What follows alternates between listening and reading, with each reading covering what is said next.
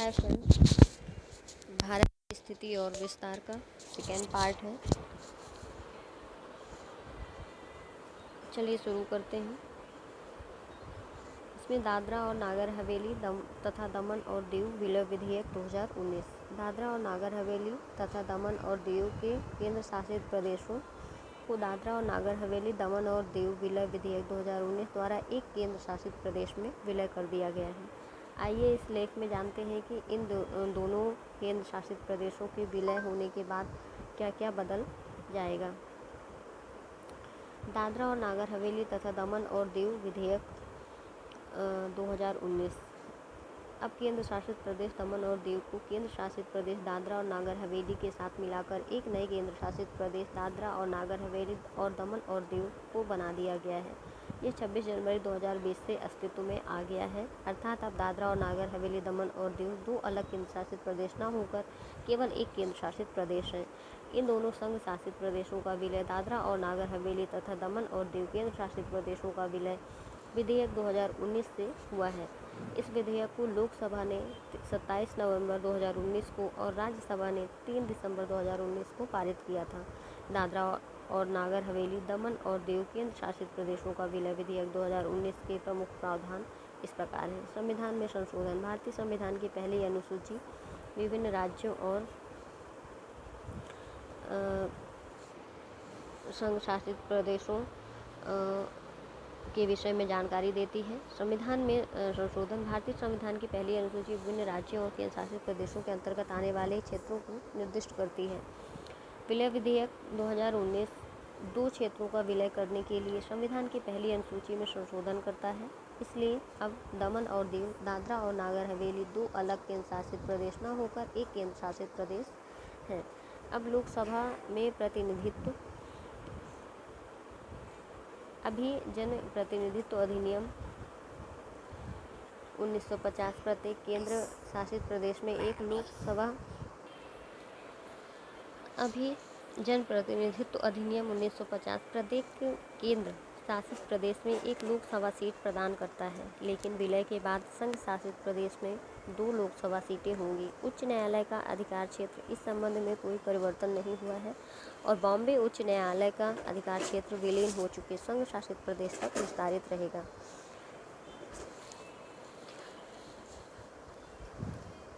दादरा नागर हवेली दमन और दीव पश्चिमी भारत में एक केंद्र शासित प्रदेश है, जिसकी स्थापना पहले के दादरा और नागर हवेली तथा दमन और दीव के विलय द्वारा हुई। ये 26 जनवरी 2020 से अस्तित्व में आया और इसकी राजधानी दमन में स्थित है। दादरा और नागर हवेली का इतिहास देख लेते हैं। History of the Dadra and Nagar Haveli. Dadra और नागर हवेली का क्षेत्र 491 वर्ग किलोमीटर क्षेत्र में फैला है। यह दक्षिण महाराष्ट्र और उत्तर गुजरात के बीच एक केंद्र शासित प्रदेश है। यह हिस्ट्री है। ये जब दादरा और नागर हवेली दमन और दीव एक नहीं थे, तब दादरा और नागर हवेली बस का ये क्षेत्रफल है 491 वर्ग किलोमीटर। इसे 2 अगस्त 1954 को पुर्तगाली शासकों से स्वतंत्रता मिली थी। शुरू में दादरा और नागर हवेली का प्रशासन भारतीय प्रभाव से मुक्त था, लेकिन बाद में इस केंद्र शासित प्रदेश को 1961 में भारत संघ में मिला दिया गया। 1961 में भारत संघ में मिलाया गया। वर्ष 2011 में दादरा और नागर हवेली की कुल जनसंख्या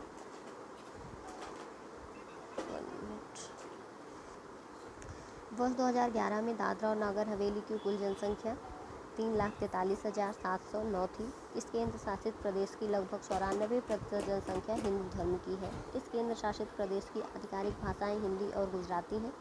दमन और दीव का इतिहास देख लेते हैं। History of the Daman and Diu. दमन और दीव 4 शताब्दियों से अधिक समय तक पुर्तगाली शासकों के नियंत्रण में रहा था और 19 दिसंबर 1961 को यह पुर्तगाली नियंत्रण से मुक्त हो गया था। अपनी स्वतंत्रता की शुरुआत में यह गोवा केंद्र शासित प्रदेश का भाग था, लेकिन जब गोवा को पूर्ण राज्य का दर्जा मिल गया तो दमन और दीव केंद्र शासित प्रदेश के रूप में 30 मई 1987 को अस्तित्व में आया।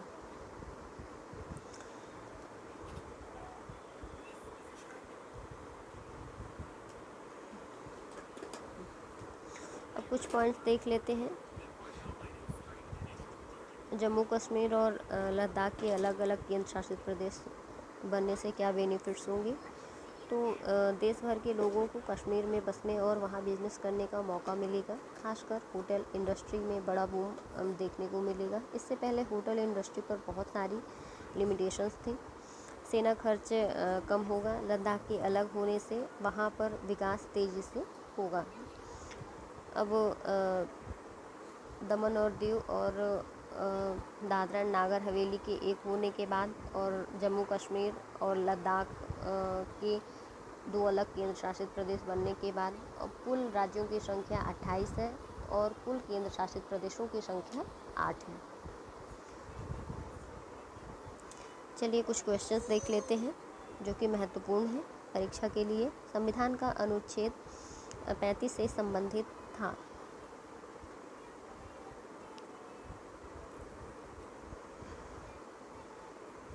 जम्मू कश्मीर राज्य के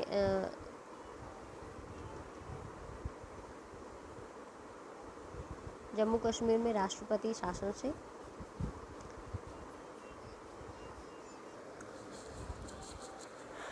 क्वेश्चंस देख लेते हैं। इसमें क्वेश्चन है पहला, संविधान का अनुच्छेद 35 से संबंधित था। तो इसका सही आंसर होगा बी नंबर जम्मू कश्मीर राज्य के स्थायी निवासियों की पहचान से संबंधित था, अनुच्छेद 35A। अगला क्वेश्चन है, राज्यसभा में जम्मू एंड कश्मीर पुनर्गठन बिल 2019 किसने पेश किया। तो इसका आंसर है बी नंबर अमित शाह। अगला क्वेश्चन 6 नंबर, अनुच्छेद 35A को संविधान में कब शामिल किया गया था। तो 1954 में। अगला क्वेश्चन है, जम्मू कश्मीर को विशेष राज्य का दर्जा किस अनुच्छेद के अंतर्गत दिया गया था। इसका सही आंसर है बी अनुच्छेद 370। जम्मू एंड कश्मीर राज्य को कितने केंद्र शासित प्रदेशों में बांटा गया है। तो 2 केंद्र शासित प्रदेशों में। अगला क्वेश्चन है, जम्मू कश्मीर पुनर्गठन बिल के पारित होने के बाद देश में कुल केंद्र शासित प्रदेशों की संख्या कितनी होगी। तो 8 होगी।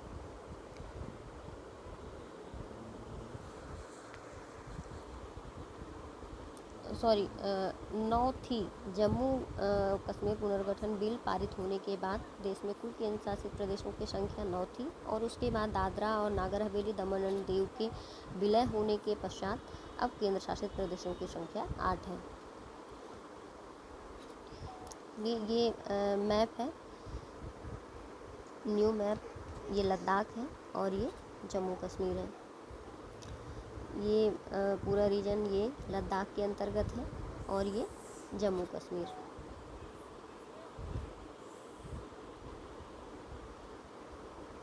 ये देख लेते हैं यहाँ कुछ जानकारी। ये जो चीन के अंडर में जो क्षेत्र है, जो क्षेत्र जम्मू कश्मीर का था या उसे अक्साई चीन कहते हैं। ये यूके के अंडर में जो है पाक ऑक्यूपाइड कश्मीर।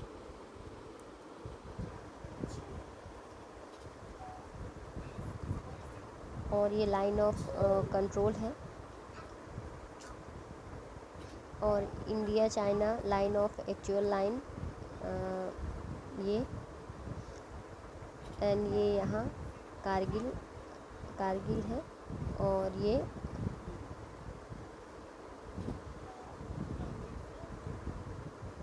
क्षेत्र भी पाकिस्तान ने चाइना को दे दिया था। पाकिस्तान और इंडिया के वॉर में जो क्षेत्र पाकिस्तान ने अपने अधिकार में कर लिया था वो उसने चाइना को दे दिया था।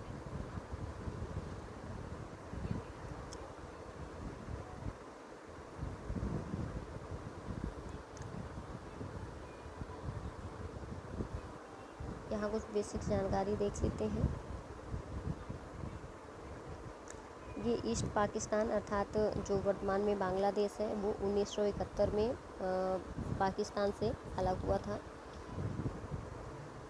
ये पूर्वी पाकिस्तान का हिस्सा था बांग्लादेश, जो कि 1971 में पाकिस्तान से अलग हुआ। इधर ये वेस्ट नॉर्थ में पाकिस्तान है।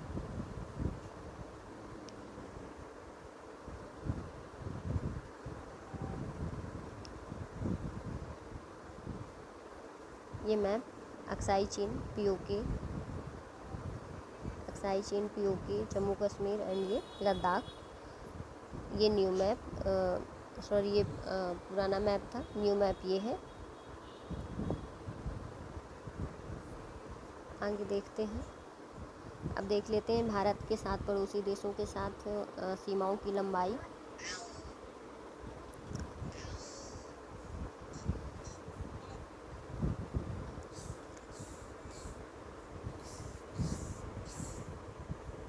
इधर नॉर्थ में ये लद्दाख से लेकर यहाँ अरुणाचल प्रदेश तक चीन की सीमा है, और यहाँ नेपाल की सीमा है, नेपाल है, और ये भूटान है। इनको विस्तार में देखेंगे। और इधर वेस्ट में पाकिस्तान, और नॉर्थ में अफ़गानिस्तान, और यहाँ ईस्ट में बांग्लादेश, म्यांमार। अब इनकी सीमाएं देख लेते हैं।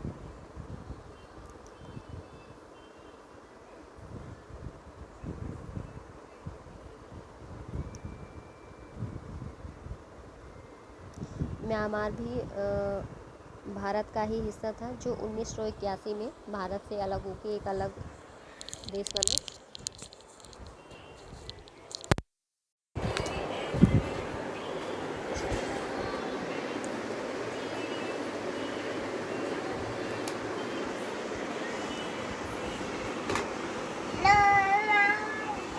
देख लेते हैं। पहला है बांग्लादेश। बांग्लादेश के साथ भारत के जितने राज्यों की सीमा लगती है, तो बांग्लादेश के साथ असम, मेघालय, मिजोरम और पश्चिम बंगाल और त्रिपुरा, ये भारत के राज्य हैं जिसकी सीमा बांग्लादेश के साथ लगती है। ये मैप में देख लेते हैं।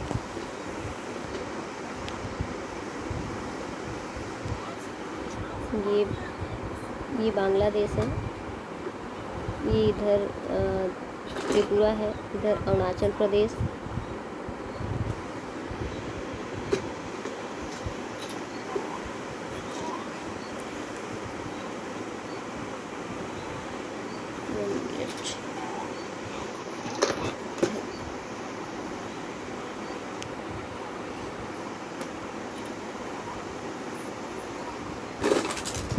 यहाँ ये बांग्लादेश है। बांग्लादेश, ये मेघालय, बांग्लादेश के साथ मेघालय की सीमा लगती है, और ये असम राज्य है। असम की सीमा बांग्लादेश से 2 बार लगती है। एक बार यहाँ असम की सीमा लगती है, और फिर ये बीच में मेघालय है, और मेघालय के बाद इधर असम की सीमा बांग्लादेश से लगती है। ये क्वेश्चन पूछा जाता है कि किस राज्य की सीमा बांग्लादेश के साथ 2 बार साझा करती है, तो असम राज्य की सीमा बांग्लादेश के साथ 2 बार साझा करती है। और अरुणाचल प्रदेश की सीमा बांग्लादेश के साथ नहीं लगती है।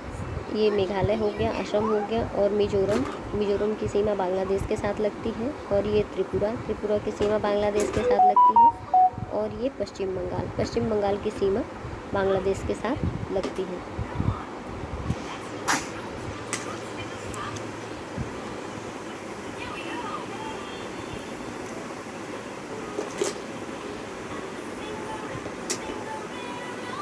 अब अगला देख लेते हैं चीन से भारत के राज्यों की सीमा लगती है लद्दाख, हिमाचल प्रदेश, उत्तराखंड, सिक्किम और अरुणाचल प्रदेश।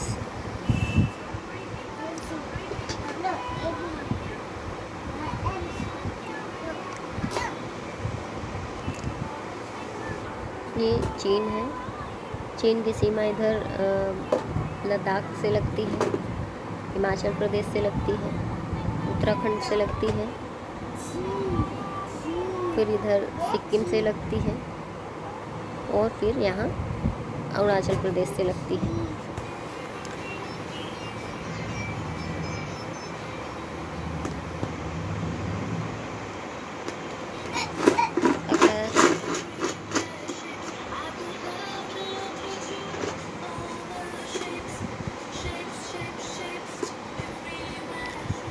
यहाँ देख लीजिए, यहाँ अच्छे से समझ में आ जाएगा।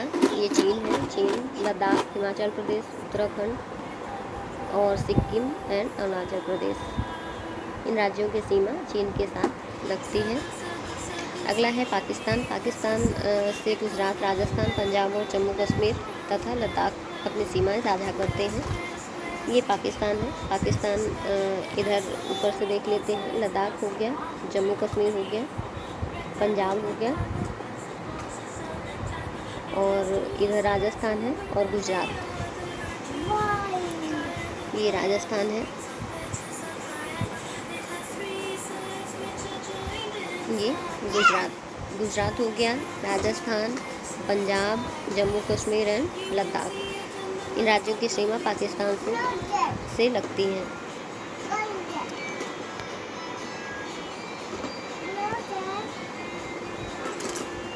अगला है नेपाल। नेपाल देश की सीमा नेपाल से उत्तर प्रदेश, बिहार, पश्चिम बंगाल, सिक्किम और उत्तराखंड। इन राज्यों की सीमा नेपाल के साथ लगती है। ये नेपाल हो गया। ये उत्तराखंड की सीमा नेपाल के साथ लगती है, उत्तर प्रदेश की लगती है, बिहार की लगती है, पश्चिम बंगाल की भी लगती है और सिक्किम की भी लगती है।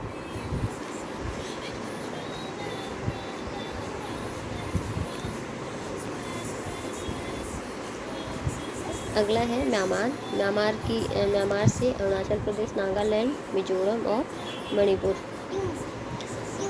की सीमा लगती है।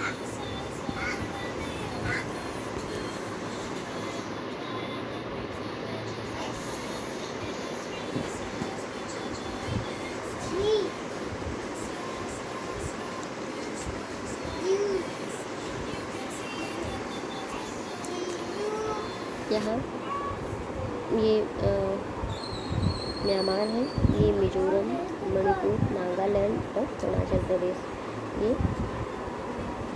म्यांमार से सीमा साझा करते हैं। अगला है भूटान। भूटान से सीमा साझा करते हैं भारत के जो राज्य हैं तो सिक्किम, असम, पश्चिम बंगाल और अरुणाचल प्रदेश।